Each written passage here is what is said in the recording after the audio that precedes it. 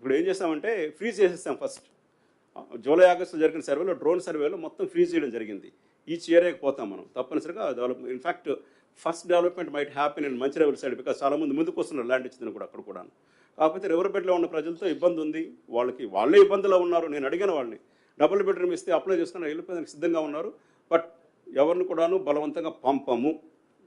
Full stop అది. Yes sir, how do you justify using coercive powers while evacuating people? అంటే రంగనాథ్ గారినే వస్తాం ఎక్కడికి పోము, మీరు ఎంతకాలం ఉన్నంతకాలం ఉంటాను. Sir 1 minute sir. అంటే మనకు 55 కిలోమీటర్ల స్ట్రెచ్ ఉంది. అక్కడక్కడ అసలు ఆక్రమణలు లేవు, అక్కడ కూడా మొదలు పెట్టుకోవచ్చు.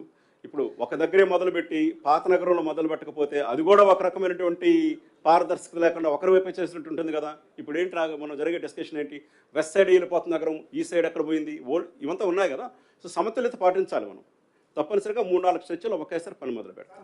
సార్ ఇది రివర్ బెడ్ బఫర్ జోన్ ఉన్న వాళ్ళని తరలిస్తారు కదా మీరు. So as per the high court and supreme court rules we can't lay any constructions in the river buffer zone and so తప్పనిసరిగా.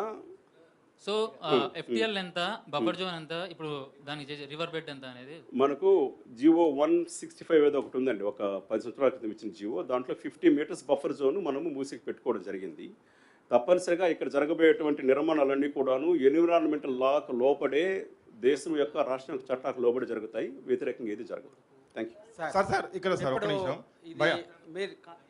సార్, ఇది ఎంజీపీఎస్ వద్ద మూసీలోనే మెట్రో రైలు కూడా అప్పట్లో కట్టింది, దాని పరిస్థితి ఏమంటారు? ఆ ప్రశ్న మాకు వచ్చినటువంటి నేను ఎన్జిఓలు కూడా అడిగారు. చాలా సీరియస్ ప్రశ్న, దాని గురించి ఆలోచించాల్సిన అవసరం ఉంది. తప్పనిసరిగా దాని మీద కూడా అంటే ప్రైవేట్ సంబంధించినటువంటి ప్రాపర్టీస్ ఏవైతే ఉన్నాయో ఎంక్రోచ్మెంట్స్ అన్ని తీసేస్తున్నారు కదా సార్. మరి గవర్నమెంట్ సంబంధించిన విషయంలో ఎట్లా గవర్నమెంట్ రియాక్ట్ ఎట్లా కాబోతుంది? దాన్ని పై స్థాయి చర్చలు జరుగుతుంది. ఎన్జిఓలు వచ్చినప్పుడు అడిగారు నా విషయం, సార్ ఇక్కడ ఉంది కదా దీన్ని మీరు తీసేస్తారని అడిగారు. తప్పనిసరిగా చర్చించి దాని తగు రీతిలో స్పందిస్తాం దానికి.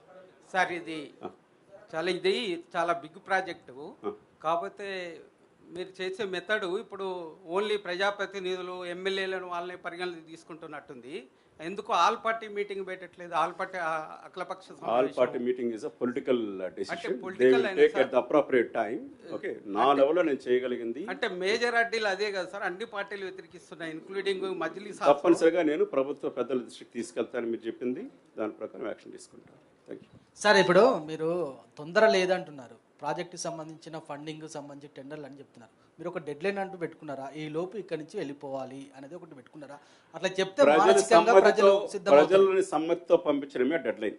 అంటే ఎన్ని ఏండ్లు కావాలంటే మరి ఎంత వస్తే అంత చేసుకుంటా పోతే ఇంకేం చేస్తాం? ఇప్పుడు మీరు అడిగేది ఎట్లుందంటే, అంటే మీరు నాకు ఒక న్యూస్ పెట్టేసి మేడం కట్టేస్తున్నారు, అది కాదు. ప్రజల సమ్మతితోనే ప్రాజెక్టులు మొదలవుతుంది. కొన్ని దగ్గర మన ఖాళీగా ఉంది, అక్కడ కూడా మొదలు పెడతాం. రెండో క్వశ్చన్ సార్, మీరు చాలా కాలంగా సర్వే చేస్తున్నాం అంటున్నారు, కానీ చాలా కాలంగా కాదు 2-3 నెలలు చేస్తున్నాం అంటున్నారు. చాలా మంది కూడా అక్కడి నుంచి వెళ్ళిపోవడానికి సిద్ధంగా ఉన్నారని కూడా చెప్తున్నారు. కానీ జరిగే ఈ రాద్ధాంతం అంతా కూడా ఏంటి, ఏమనుకుంటున్నారు మీరు? జరిగే రాద్ధాంతం ఎక్కడుందంటే, కొంతమంది పర్మనెంట్ ఇల్లు కట్టుకొని ఉన్నారు. కొన్ని దగ్గర కొన్ని మండలాల్లో రివర్ బెడ్లో కూడాను 4-5 అంతస్తులు వేసుకుని కట్టుకొని ఉన్నారు. వాళ్ళకి న్యాచురల్గా బాధ ఉంటుంది, ఇంతకాలం బతుకుతున్నారు, రెంటల్ ఇన్కమ్ వస్తుంది, వాళ్ళని కన్విన్స్ చేయాలి. ఇష్యూ వీళ్ళ దగ్గర ఉంది. అక్కడున్న పేద ప్రజలందరూ వెళ్ళిపోతున్నారు, వాళ్ళు సర్దుకుంటున్నారు. ఈరోజు ఐ థింక్ ఒక 200 మంది వెళ్తున్నారు ఈరోజు. అక్కడ మనం ఏం చేశాము, ఒక డిప్యూటీ కమిషనర్ పెట్టాను నేను, ఒక ప్రాజెక్ట్ ఆఫీసర్ ఈసీడీ పెట్టాను, ఒక ఎంఆర్ఓని పెట్టడం జరిగింది, AE water board manager water board ఉన్నారు. వీళ్ళందరూ మనం చేస్తున్నాము. రేషన్ కార్డులు అన్నీ కూడా మనం చక్కగా చూసేస్తున్నాము.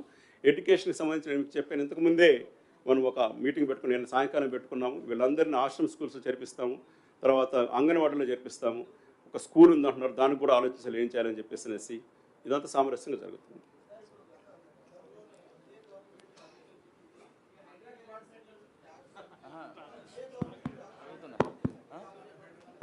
సార్